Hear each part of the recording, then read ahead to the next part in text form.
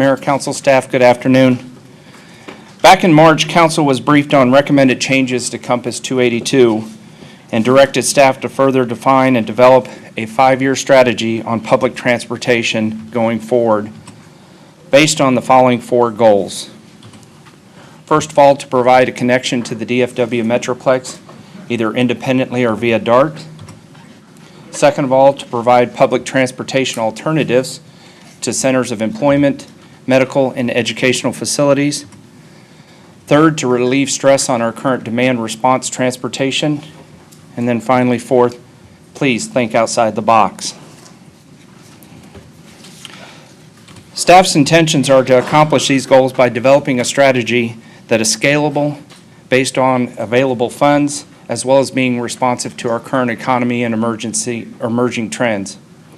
The strategy should maximize the use of federal and state funding, as well as be mindful of the overall impact to the general fund, and then with the ultimate goal to either reduce or eliminate the use of 4B quality of funds going forward. The resulting services should also incorporate performance metrics that are based on the number of residents versus the numbers of trips, and then should also include demographic and socioeconomic indicators. Historically, as I'm certain most of you are all aware, Mesquite started its public transportation back in 1993 with MTED. It was a demand response transportation service for the elderly and disabled residents. In its last year, 2014, MTED provided approximately 28,000 trips annually to senior centers, school, work, and medical appointments. Then in 2012, Mesquite was the first non-member city to offer access to DART to their bus and rail service. In 2014, we transitioned our demand response transportation to STAR from MTED. It improved and provided DRT services to all Mesquite residents and increased the number of trips annually from 28,000 to 40,000 for the same funding levels. I show you this slide as an example of Compass funding for the year FY18, just so that you understand. The basic cost for service is based on the total number of service days given in a year times the total number of hours times the set service rate per hour. From that, on top of that, we have the DART integration fee. Initially, it was done at $55,000 and has had a 3% annual increase. And then from that, we have federal transportation dollars, in this particular case, 5307 funds, which is for job access and reverse commute, that help offset the cost of service. The administrative is reimbursed on a 20%, 80% cost share basis, as well as and operations are reimbursed more on a 50-50 relationship. The important note to take away from this one is under Compass funding, the city is a direct recipient, which means we are responsible for the total bill. We pay that amount to DART, and then it is the city's responsibility to manage the program, all program administration, as well as to go out and secure reimbursement from the federal and the state. Conversely, when we go to DRT, or demand response funding, it's still based on the cost per service of so many service days, total number of hours each day, times a set rate. But this one is offset with 2 different pots of federal funds. The first one is $5310, which is for our elderly and disabled, and then 5307, which is that urbanized area. The urbanized area is reimbursed on a 40-60 cost share basis. At the bottom of this one, you notice that there is a STAR credit for $82,000, and again, this is for FY18, and it's used strictly as an example. When we transferred the buses from NTED to STAR back in 2014, there was a 5-year credit outlined, and the reason why I highlight that is FY19 is going to be the last year of that credit going forward. Now at the bottom, the important thing to take from this is under our STAR Transit or DRT service, the city is a subrecipient, which means STAR Transit is the one who's responsible for all program administration. We just pay the bill and that's it. They're responsible for the reimbursement both from the federal and the state level. The final note at the bottom of this is in addition to federal funding, the state does qualify under TxDOT under its state urban enclave. We get approximately about $150,000 on an annual basis and it applies to both DRT funding and Compass funding. We can use that for any public transportation program we so choose. Before I go any further, I do want to talk a little bit about mobility on demand before I get into the recommendations to provide some clarity on it, as well as I think there are some difference of opinion as far as what all mobility on demand entails. Mobility on demand can be viewed as an old concept, with many of people giving it a new focus as to whether it is private or could it be used for public transportation possibilities. Right now, when you call a taxi, that could be considered mobility on demand. It's just right now, most people call a taxi, they think it's private. And so it doesn't quite fit the mold of to whether that it could be or possibly viewed as public transportation.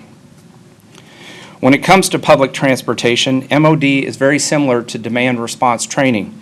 There's just a few differences, and for the most part, it's the need for the advanced scheduling. I'm not certain if you are aware, but on our demand response training right now, or transportation, excuse me, it says that most people can go ahead and call for a ride about 24 hours in advance. But if you're really relying on that DRT training, most people are having to call about 2 weeks in advance to make certain that that ride is going to be there. So the MOD, or mobility on demand, the hope is for that it could be a little bit more responsive. It's very similar to Uber and Lyft, to where right now you use an app on your phone, you dial it in, you tell them where your pickup location is, where your drop-off location is, a rider is or the fare is calculated, they come and pick you up, and away you go. MOD is really defined, and hopefully the cities are investigating the ways to use it to replace our ineffective or a very costly fixed route system in low-density areas. As far as DART is currently testing an MOD pilot program. It's important to note that they are just one of 11 programs nationally, so this is a very new concept. Their program right now has 10 particular vehicles. They've identified 6 zones within the city. Each zone is approximately 6 square miles in size. It is very similar. The app is very similar to the look of Uber or Lyft. The pilot program runs through 2019, but they eventually hope to expand it on to 13 and then eventually 20 zones. The one problem with the program, though, is you're in a particular zone. If you're going to cross over zones, right now they don't allow crossovers, so you get out of one vehicle and it's like a bus stop. You wait until the next vehicle comes along and picks you up, and away you go. Star Transit is also new to this, but they do provide some MOD currently right now in the city of DeSoto. When their vehicles are not being used for demand response transportation, they go ahead and utilize those, but they also utilize regular taxi service and issue taxi vouchers. Star has been in the same kind of conversations with the same vendors as DART has, and they're looking towards the end of this year or the beginning of next year of implementing their own pilot program, and would like to partner with the city of Mesquite as to how we go forward with that. As far as the recommended road ahead, for FY18, staff's recommendation is to maintain the existing contracts and services for the remaining few months of this FY. In FY19, Council has already approved reducing the Compass Fixed Route 282 from 26 hours a day down to 19 hours a day, which accounts for the diminished midday service, and staff recommends maintaining the existing demand response transportation. Staff will further evaluate our existing partnerships, both with DART and STAR, as well as research Compass alternatives. But the expectation is that the Compass 282 could be better utilized if it was a Town East Express going to downtown Dallas, starting at Town East Mall and going directly to downtown Dallas. The DART study that was completed in late 2017 projected that a Town East Express could have greater than a 300% increase in ridership, as well as more opportunities for the job access reverse commute, to where now we would have Dallas residents coming to Town East to either do shopping or for employment purposes. Staff will also plan and refine refunding and implementation of mobility on demand, with the initial goal for FY19 to use 20% of our current demand response transportation budget to fund a pilot program. And then finally, staff will seek with partners and of area organizations, be that hospitals or the major employers within the community, to see if there's any way that we can help reduce the financial burden on the 4B funds. In FY20, the recommendation is to continue and fully implement the MOD pilot program. And then also in 20 is when we would recommend transition to a Town East Express. And then staff will also work on planning and developing funding and an implementation strategy for a fixed route internal circulator if deemed appropriate. The important part is if deemed appropriate. With the metrics that we would need to incorporate into the program, we'll have to take a look at it at that particular time. MOD may be operating very efficiently, as well as our DRT and the Town East Express, that a fixed internal circulator may not be the most appropriate. But we have it programmed into FY20 to go ahead and start looking at that going forward. If appropriate, we would plan on implementation of a fixed route internal circulator in FY21, utilizing some form of the DRT budget on a cost-shared basis. Right now, it's if you look at when I get to the next couple of slides where we have the projected budget, right now we're proposing, on a 40-20-40 cost-share split, where 40% of it would be going to DRT services, 20% to mobility on demand, and then 40% to a fixed route. Those numbers or percentages could change at any time, but they would be based on the actual ridership need and determined by the performance metrics. For the out years of FY22 and FY23 and beyond, the staff would continue to evaluate the various services offered and could recommend making adjustments to the various different pots of money. This slide and the next two slides afterwards show a very basic year-by-year budget of the proposed recommendation and strategy. For each year, the block onto the far left is for the compass. The next block is for demand response transportation. The third block is for mobility on demand. And finally, to the far right would be a fixed internal circulator. And then finally, under the bottom of each one is the net cost or total cost to the city of Mesquite. As you can see in FY18, Mesquite's current transportation costs are just over $200,000 at $203,184. In FY19, that drops down to just about $165,000, but the main reduction in that is because of the compass hours, the reduction in the compass hours. But again, please note that in FY19, that's the last year of the credit that we'll receive from STAR.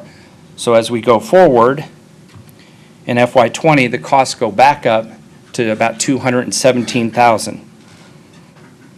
Of note, all the figures shown here have a 3% inflation factor figured in, but staff has not shown, because we don't quite honestly have them at this point, the cost of what an express route would be versus a Compass 282. To help offset that, right now there's just too many variables to factor in as far as the number of operations, the number of intermediate stops, and then ultimately where would it turn around? Would it go all the way down to downtown district, the medical district, or would it stop shy at the East Terminal or Pearl Street? But like I said, to help accommodate or offset what those increased costs may be, the state urban enclave reimbursement was kept at a steady $150,000 when in actuality, if it is based on performance and population and we have a 300% increase in ridership, there's a good chance that that could substantially go up as well. You can also see in FY20, nearly $200,000 is allocated to mobility on demand. That was done simply by using just a 20% factor over our current DRT budget.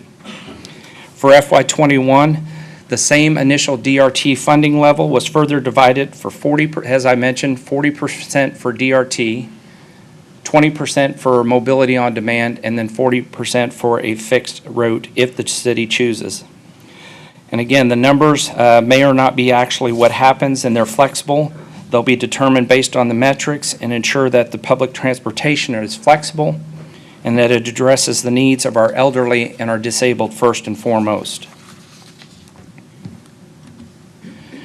In FY22 and FY23, this just shows a simple continuation of the four separate services adjusted for inflation.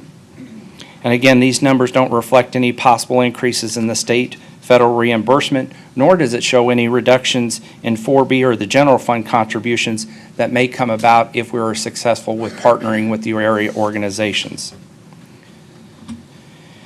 This slide is for council's information and/or consideration.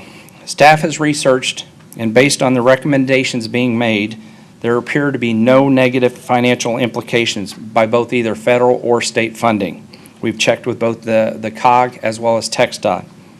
If anything, as I mentioned, the overall funding could increase, as there could be, and there could also be some cost savings if the city were to alter its relationship with our current partners.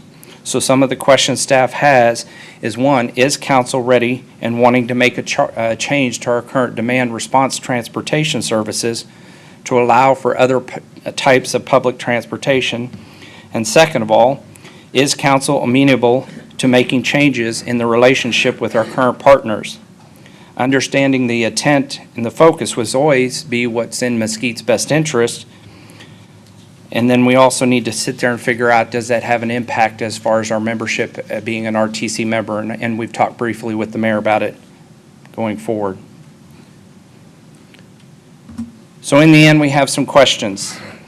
It's kind of simple here. Are we going in the right direction? Do we need to stop or start? Does this meet council's expectations and council's goals?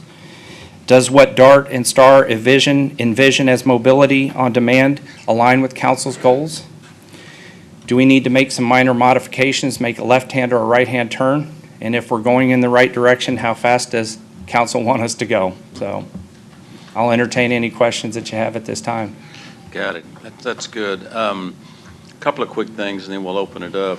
The program that you've outlined as a recommendation for this budget year's to reduce Compass, and I will add, and I think I've mentioned this several times, there is a vote in September. I know that Ms. Bradley, and I think, John, you may have been involved in it. It seems like there's a positive for them to give us one more extension. August the 14th, we expect to know whether or not we'll have another year of Compass service. Okay. There's a chance that the board could choose not to extend, because we had an original 3-year, and then they extended it 1, and this is another extension, and that's just something that's out there. I don't really have a feel for whether or not. There's one member that will absolutely try to not to do it, and we'll see how the rest of the board goes.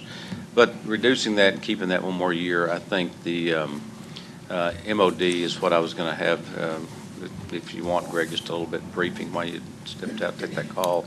I may have Sean just for purposes, again, just kind of run through quickly the MOD part of this, mobility on demand.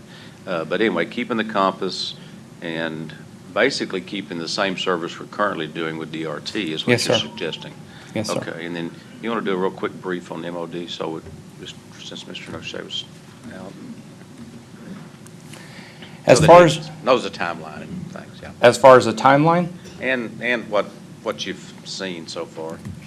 well, like I said, Valerie and I have been to a couple different seminars as far as the progress as Dallas has had, and because it's relatively a new program, the pilot program goes all the way through March of next year.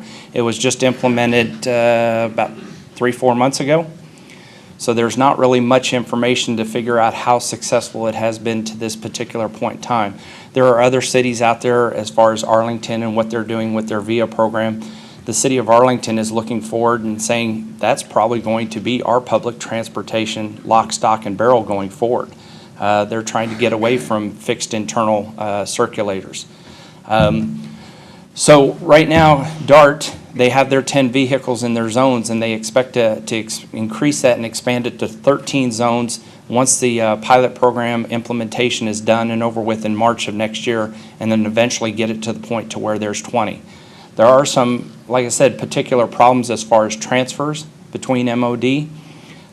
STAR, one of the things that we've talked with them, they're kind of curious. They need to figure out how are they going to establish a pricing model.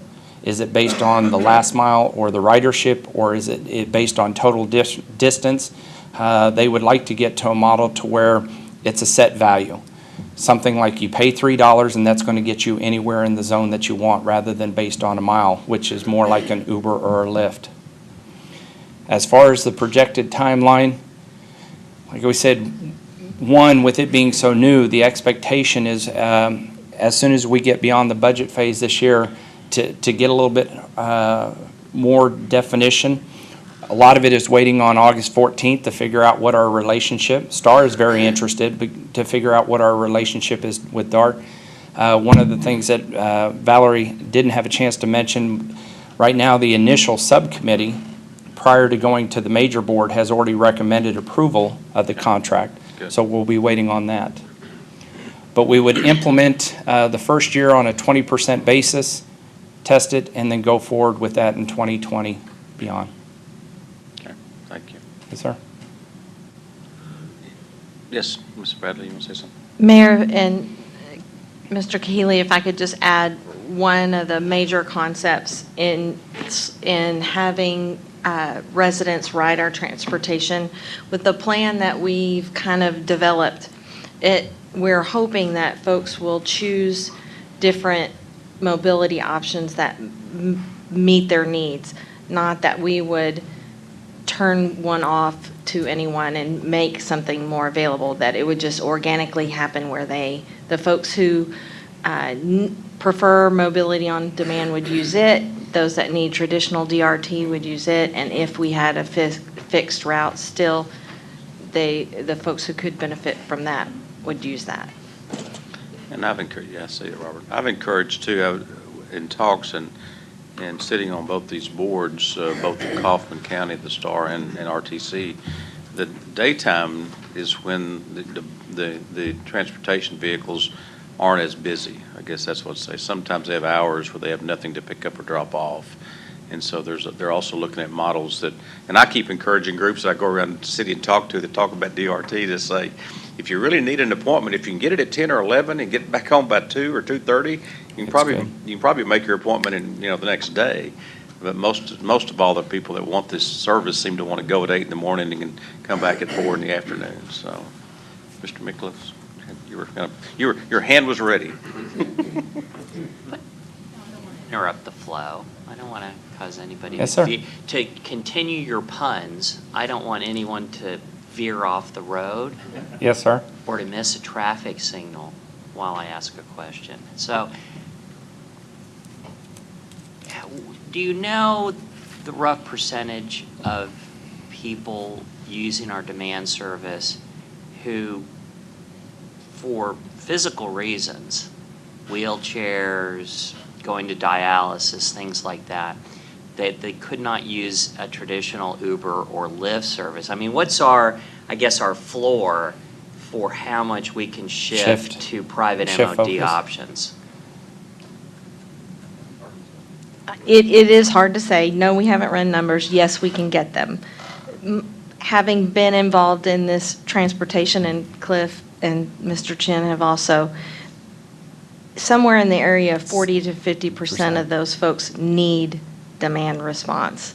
But we will get those exact numbers. You mean based on Physical limitations. physical limitations? Yes, sir. So that's why. So that's really, and I know you're not promising that as a number. I got it. But I mean, that is sort of a ballpark Basement. wag as to what we think is going to be our floor for transitioning to private Uber, Lyft options, and that we'll probably have to maintain something like that as a DRT option. Could be. And the only reason why I say that is because as STAR is starting to venture out and look at what possibilities they could come up with MOD, it depends on the vehicles. The Right. Mercedes-Benz that VIA is using over in Arlington, there are some limitations with that. STAR uses NV1 vehicles. They have some NV1 vehicles that do have wheelchair capability. So if those are the vehicles that they will identify, initially, they're going to probably do what requires the least amount of capital up front. And they would be using some of their regular vans, shuttle buses, to provide that service, which means that it would still, even under an MOD type scenario, be wheelchair capable. But yes, if all of a sudden we go with smaller vehicles and they figure out that that's most appropriate way of doing it, there will be a level or a shelf at that we're going to have to maintain demand response transportation to provide for the disabled physical limitations. Very good. Direct answer to a direct question. I appreciate it. Now, my comment is that, and I'm only, obviously only speaking for myself, but I very much want to go towards an internal circulator and not just a town. I like the concept of a Town East Express, but I very much want an internal circulator. I don't want that as a let's think about that in the future. I really want us to go towards that direction, mainly because although Town East is in the district that I represent, there's other areas of town that I think would benefit from an internal circulator. And also, as we move towards our new high school in the southern portion of Mesquite, although the school district will obviously provide transportation, that may also give them additional options going to Eastfield College, going to and routing through all of the high schools and our emerging job centers. So blah, blah, blah, blah, blah. What I'm saying is I don't want to think about an internal circulator. Proceed forward. What I want is for us to do that. And my interest in transitioning from Compass, where it is presently, to a Town East Express, I would throw, not a curveball, a slider. Look towards maybe connecting Town East to Eastfield. I know it's not an express, and I know there's a lot of, hey, if I had an express and I went straight from Town East to, the Pearl Transportation Center, people like that. But a connectivity to Eastfield might be a lot cheaper, might add a more specific service option, and start that internal circulator. That's where I'm at. That's what I would like. Yes, sir. As far as the fixed circulator, I mentioned the 2017 study where it came up with 10 internal circulators. And that's just to tell you how much transportation is evolving on a regular basis, because that report gave very little credence or mention to mobility on demand. Why? Because it's such a relatively new concept. And although it was a good study and made good recommendations, it's something that in the year 2021, or 2020 and 2021, we need to start looking for. Let's get through MOD and start implementing that, and then take a look at it, and if deemed appropriate. I doubt it. We'll look at it, but I doubt that the fact that we would ever come back with a recommendation of 10 internal circulators, but I do believe that there could be an internal circulator that goes from downtown up to Town East that could well serve the city. No, I got what you're after, which Yes, is, sir. let's see how the MOD plays out so we can see our trends to see how necessary an internal circulator is and where it would necessarily go. Yes, sir. I got that. What I'm saying is that I think I don't like the idea of removing a fixed route that connects us to the rest of the Metroplex, removing that from military and transitioning it up to Town East without the concept of developing and moving towards a internal circulator. Yes, sir. And I know what you said. I'm saying that I don't think MOD is simply going to sponge up the amount, and that we won't need an internal circulator. And so I'm willing to go with transitioning towards a Town East. I like Town East to Eastfield, not a Town East Express. But with that, I don't want to take a we'll see attitude towards an internal circulator. Yes, sir. But I know what you're saying. I understand it. That's where I'm at. Yes, sir. So it's been a few months since we've discussed this, and so educate me a little bit and remind me, is it apples and oranges when it comes to funding for Compass versus, for example, some internal transportation? Or if we just didn't have Compass, could we put those funds towards all internal type transportation? Educate me on that if you could. Or It's Valerie? based on cities' various different pots of money from the federal transport, and you have the state urban enclave, which is the TxDOT funding, but those are based on performance and population. So if you are performing, taking care of more ridership, then there is the possibility. Some of our grants are actually limited at, or capped out. There's one on 5310 right now that as long as you spend more than $606,000 on an annual basis in public transportation, it's going to cap out. That's a 20% for the city's responsibility, 80% on the federal, but it caps out at $458,000. That particular pot of money, regardless of how we reallocate or expand services, if we do in the future, would be capped. That still doesn't mean that under 5307, which is regular urbanized area grant funds, that we could not qualify for more funding if we provided increased services. Does that help? So, that's a lot of good jargon, so I guess I want to understand. So, we can't necessarily take funds from Compass and put it towards internal transportation, is that correct, or could we? That is a true statement. Currently, the funds we use for Compass are job access reverse commute funds. Does that mean we couldn't find other funds to fund an internal circulator? We could absolutely Yes. look. But it is not apples to apples. I figured that might be the case, and you That- know, at this table in past months, I've at times gathered that perhaps there wasn't a lot of continued support for the Compass program, but maybe there has, or maybe there's not, I'm not sure. For me, and I'll kind of tag along with Councilman Miklos, my first priority is that for our senior citizens, for those who are handicapped, for those who would be categorized as working poor, and young people who don't drive, and the population continues to grow with people that, for whatever reason, just never did get a driver's license, but can work and can be, productive citizens that I'd like to find ways to continue to help those folks get around here in town. And I don't care if it's a vehicle that goes through a circular motion throughout town, or if that's vouchers for Uber or taxis. I just want to make sure that we're doing more to help Mesquite folks that need that help to get around to work, school, doctors, et cetera. Yes, sir.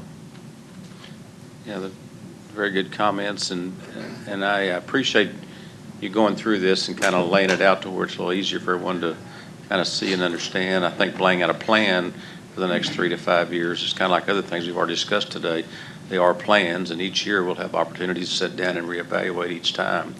I mean, when this first thing came up is wanting to spend money on transportation, when I was on council, I said that from the beginning. Why can't we move people around in town? And just never got any traction. So there's always been that element of that's something that would be great. We're not part of a larger transportation system at this time. And I think it's important what he talks about with STAR, that with the mobility on demand that's really what I'm trying to say. If they've got buses that are not being utilized during the middle of the day, there's another option. We're paying for hours, not for trips. And so that's all those things. I think that's all that Sean is kind of trying to communicate. Hey, if this shifts and everybody goes 7 o'clock in the morning and 4 in the afternoon, and we got buses from 10 to 3 that can be used to get people to other places, and that's another way to utilize it. So I appreciate the fact that you're willing to look at lots of different, and same thing with Arlington's system. They're saying all that, but I've gotten to know their mayor very well in the last 3 years, and they think it's going to work, but won't say publicly, but it's still in a trial phase right now, and there are some hiccups that you don't hear about that it's probably going to morph and change from what they're doing in the trial. So I think it's great that we're even having a conversation, and we need something for our citizens, and I think you've got a good plan, and I think as we go forward the next couple of years, it'll really be more dynamic for our people, and that's what we're trying to do. Anything else for Sean? Mr. Yeah, Mayor, I do. Sean and Valerie, can you guys share a little bit about where these folks are going? The DRT, especially the 50% that are handicapped or need wheelchair access, I assume they're going to a North Texas hospital, miles and miles away. But for the 50% who aren't, for other folks that might be interested in mobility on demand, what is the distance of their commute? Do we have any sort of profile of who the average user is? I'm sitting here trying to figure out the average profile. We have several of our riderships that go up to Dahab Place up in Garland, work for work. We have folks that are going down to the medical district for their doctor's appointments. And that's the majority of our ridership for demand response, so. We also have buses that take a large number of residents to senior centers. We can get some profiles of our riders for you. Well, and I guess I'm interested in who the user would be for the MOD and how that might shift. Is it a different user? Do we think it's one who's currently using DRT that we might say that this is a better service for what you're looking to use? It's a little bit of both. There are some folks right now that rely on DRT because it's the only game in town. Right. And they may not have physical limitations that actually require them to have a wheelchair-capable vehicle. They could easily fit in a Toyota Prius the same way that they could fit on a shuttle bus. Yeah. If so, more economically beneficial to them as well as to the city and to the transportation service provided. And that's why, based on the metrics as far as when we start observing what the new ridership is, we'll be able to figure out, is this, I mean, we don't, the elderly, the seniors, the elderlies and the disabled, we want to make certain first and foremost that they're taken care of. That's the purpose of the program. Mm-hmm. So we'll have to take a look at it and make certain that we're not dipping in a metric where we wanted to provide them, but we're actually accommodating theirs. Is there a natural shift? And as Councilmember Miklos said, is at some point in time, there's going to be a basement to where you sit there and say, okay, whoever's demand response, they need it because of physical limitations, and MOD can no longer take care of that. No, and I'm with you on that. And I guess I'd be curious also what the user profile would be of a circulator. And whether that need is better met. As much as I think that is what public transportation has been and could be about presently, is that use better met by Uber, Lyft? Yes, sir. Is there data out there that their strength in Mesquite is going up, right? That they're seeing more trips purchased on their apps. And the other thing I'm interested in is especially the Eastfield to Town East, or a high school to Town East, or any of these teenage kids or college kids who might be working a retail sector job. Would Uber, Lyft be a better bet, or the motorized scooters that we're seeing proliferate that are replacing the old bikes, right? Is that a better fit? And maybe it's just something that we incentivize private market to come in and meet some of that demand. Yes, sir. We can get that for you. And no, just to make a comment that I do like the idea of the internal circulator as well, because I know that our city is expanding more and more, and we need to have something available for those folks that are, as we continue to build out towards the south, and like Councilman Miklos mentioned, the new high school that's going to be built out there as well.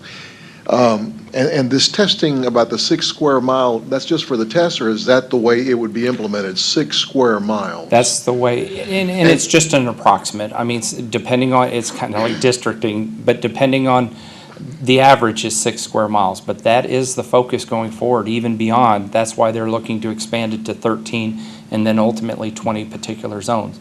It's kind of like Arlington is facing the exact same thing with their VIA program. It's approximately about 6 to 7 square miles are their particular regions. Now, Arlington is very beneficial that if you sit there and figure out where they're offering the service, right around Cowboy Stadium and Ranger Stadium, that they're very compact and everything. Mesquite, it would be a little bit more difficult because of the fact we have elements on the southern side of town, the northern side of town. It's not as compact as Arlington is. Outside their main core area of about 13 to 14 square miles in Arlington, they're not really concentrating on public transportation. Okay. Dallas kind of seems to believe that 20 zones of approximately 6 square miles would be what they would need to accomplish. And at the present time, we do have a pretty strong percentage then that's using the public transportation with our senior centers, seniors that are going pretty strong, what kind of a percentage are we looking at there? We can get that information for you. Okay. I don't know All right. off the top of my head. Cliff may know better. I think just for the conversation, these are the steps that we're taking. So this year, we're just making sure council's aware, this is what our funding looks like. And as we implement a mobility on demand pilot program, that's going to generate a lot of data. And so we can't tackle everything at once. So Right. as we move forward, yeah, we're going to come up with these rider profiles. We're going to have an in-depth look at what our DRT customers look like. I think one of the things about the mobility on demand is that if you create it with the right type of vehicle, a lot of those physical limitations could be taken out of consideration.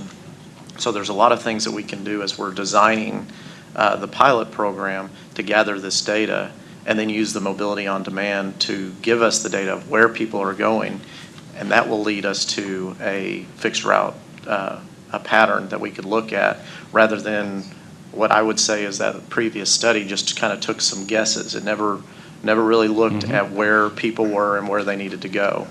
And so you use your transportation now to determine what the next step is. That makes And that's what sense. we're going to be going for. And so over the next year, as we enter into this, there will be a lot more data. And so I just, we're building on a lot of things, and this is basically the ground floor. And nothing that we do locks us into anything. If we do a Town East Express to replace Compass, we can phase that out and move to an internal circulator. So I think we've got a good program, a good strategy in place, and it's affordable. We want to make sure that, again, we meet that goal of really not impacting our general fund too much, or quality of life fund. And I'm glad that we're staying on track also with taking care of those folks that have to make those, if they have to go visit a doctor, or if they have to take care of a certain transportation, Yes, sir. so I'm glad we're staying on track with that. Thank you. Thank you. This is a very, very good presentation, and I appreciate you even trying to engage the thinking outside the box Yes, that sir. we challenged you with. And I just appreciate my colleagues on the council and the patience that we're having in dealing with this issue, because I think any decision that we make, we need to make sure that it's data-based, and also accounting for the significant disruption that's not only occurring now, but that will be coming with autonomous vehicles and other things. And so certainly avoiding any significant capital investments at this point for the city is a prudent and measured way to proceed, and let's gather some data and then develop a plan from there. Thank you. Yes, sir, this happens to be today's the first day that there's an autonomous vehicle in Frisco driving around, so. It's evolving. All right, I don't see any other lights. Thank you.